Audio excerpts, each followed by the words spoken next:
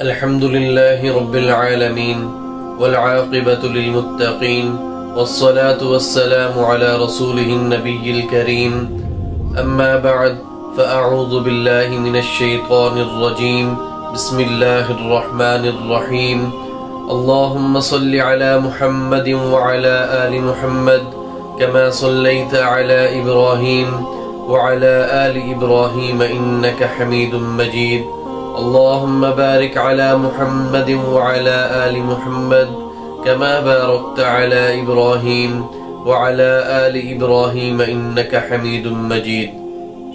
میرے محترم بھائیو بہنوں، اللہ رب العزت کے ہر حکم میں ہم تمام انسانوں کے لیے بھلائی ہی بھلائی ہوتی ہے، خیر ہی خیر ہوتی ہے، اور اس حکم کو پورا کرنے کے لیے اللہ رب العزت کی رحمتیں ہی رحمتیں ہمارے مقدر کا حصہ بنتی ہیں۔ آپ دیکھ لیجئے کہ نماز کا اگر اللہ رب العزت نے حکم دیا تو اس پر بھی سائنس نے ریسرچ کی تو پتہ چلا کہ نماز ہم سب انسانوں کے لیے کتنی ضروری ہے۔ انگریز نے جب دیکھا کہ یہ مسلمان سجدہ کرتے ہیں، قیام کرتے ہیں، رکوع کرتے ہیں، سجود کرتے ہیں، یہ آخر ہے کیا؟ جب اس نے اس کے اوپر ریسرچ کی تو پتہ چلا مختلف جسمانی امراض سے چھٹکارا دلواتے ہیں۔ پھر اس نے بھی یہ پریکٹس شروع کر دی۔ اب مسلمان تو نماز پڑھتے ہیں، وہ ایکسرسائز کرتے ہیں۔ اللہ رب العزت کے ہر حکم میں ہم سب انسانوں کے لیے بھلائی ہی بھلائی ہے۔ اسی طرح روزے کو دیکھ لیجئے، روزہ اللہ رب العزت کی ذات نے انسانوں پر فرض کیا، اور اس فرضیت کے حوالے سے اس روزے کے اندر ہم سب انسانوں کے لیے کتنی بھلائی ہے اور کتنی اللہ رب العزت ہمیں بیماریوں سے نجات عطا فرماتے ہیں۔ اللہ رب العزت کی ذات نے ہم پر روزہ فرض کر کے ہم پر بہت بڑا احسان کیا ہے۔ روزہ ہم انسانوں کو دینی، دنیاوی، مادی، اخلاقی، نفسانی، نفسیاتی اور دیگر بیماریوں سے چھٹکارا دلواتا ہے۔ روزہ ہم انسانوں کی روحانی پاکیزگی کا بھی سبب بنتا ہے۔ آپ دیکھ لیجئے کہ جب ہم روزے کی حالت میں ہوتے ہیں تو ہم جھوٹ بولنے سے اجتناب کرتے ہیں، گالم گلوچ کرنے سے اجتناب کرتے ہیں، غیبت کرنے سے اجتناب کرتے ہیں، اور دیگر اخلاقی جو بیماریاں ہیں، دیگر اخلاقی جو برائیاں ہیں، ان سے بچنے کی کوشش کرتے ہیں، ان سے اجتناب کرتے ہیں۔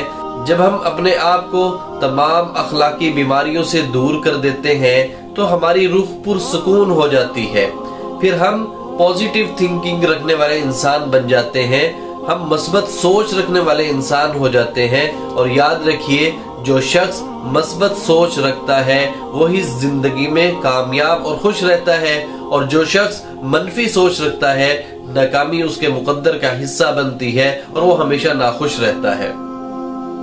اسی طرح روزے سے ہمیں جسمانی پاکیزگی بھی حاصل ہوتی ہے، اور بہت سی جسمانی بیماریاں، برائیاں ہم سے ختم ہو جاتی ہیں، ہم سے دور کر دی جاتی ہیں۔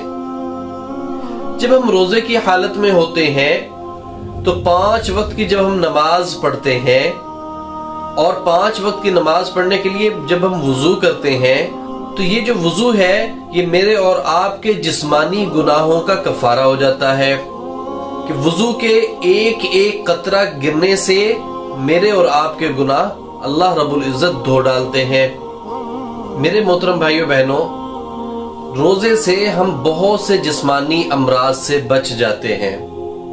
سب سے سر فہرست جو ہے آج کل جو اس وقت ایک مرض چلا ہوا ہے اور وہ بہت زیادہ پھیل چکا ہے، بلڈ کینسر۔ یہ اس قدر تیزی سے وائرس پھیل رہا ہے کہ تقریباً 100 میں سے 1 شخص اس کی لپیٹ میں آ چکا ہے۔ آپ اس کی مثال یوں لے لیجئے کہ آپ کے گھر میں پانی کی ٹینکی ہے، اور وہ اگر اس کے اندر پانی برقرار رہے اور اس کے اندر سے اخراج نہ ہوتا ہو اور اس کے اندر پانی مزید نہ داخل کیا جائے تو کیا ہوگا کہ اس پانی میں تعفن پھیل جائے گا، اس پانی میں بدبو آ جائے گی، کیڑے مکوڑے پیدا ہو جائیں گے، تو وہ پانی نہ تو پینے کے قابل ہوگا اور نہ ہی استعمال کرنے کے قابل ہوگا۔ پھر جب آپ اس کے اخراج کو یقینی بناتے ہیں، اس کے اندر پانی کے داخل ہونے کا کنیکشن کر دیتے ہیں کہ ایک طرف سے پانی داخل ہو رہا ہے، دوسری طرف سے پانی کا اخراج ہو رہا ہے، تو اس طرح وہ پانی پاک صاف رہتا ہے۔ تو اسی طرح یہ مثال میرے اور آپ کے بلڈ کی ہے کہ ہمارا خون ہمارے جسم کے اندر رہتا ہے۔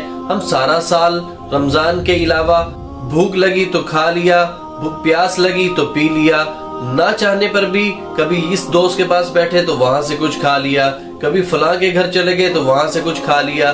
اس طرح ہم کھاتے رہتے ہیں جس سے ہمارا سٹمک جو ہے وہ پراپر ورکنگ نہیں کرتا، ہمارا جو بلڈ ہے وہ صاف نہیں ہوتا۔ جب ہم روزہ رکھتے ہیں، روزے کی حالت میں ہم اجتناب کرتے ہیں اور پورا دن ہم بھوکا پیاسا رہتے ہیں، ہمارے سٹمک کو آرام میسر آ جاتا ہے، اور جب سٹمک کو آرام میسر آتا ہے تو وہ ہمارے خون کو صاف کرنے میں لگ جاتا ہے، ہماری آنتوں کی صفائی کرنے میں لگ جاتا ہے۔ بہت سے ایسے فاضل مادے ہیں جو صرف روزے کی حالت میں ہی ہمارے جسم سے اس کا اخراج ممکن ہوتا ہے، اور جب وہ فاضل مادے ہمارے جسم سے خارج ہو جاتا ہے تو ہمارا خون بالکل صاف شفاف ہو جاتا ہے اور ہم اپنے آپ کو تر و تازہ محسوس کرتے ہیں، ہم اپنے آپ کو حشاش بشاش محسوس کرتے ہیں۔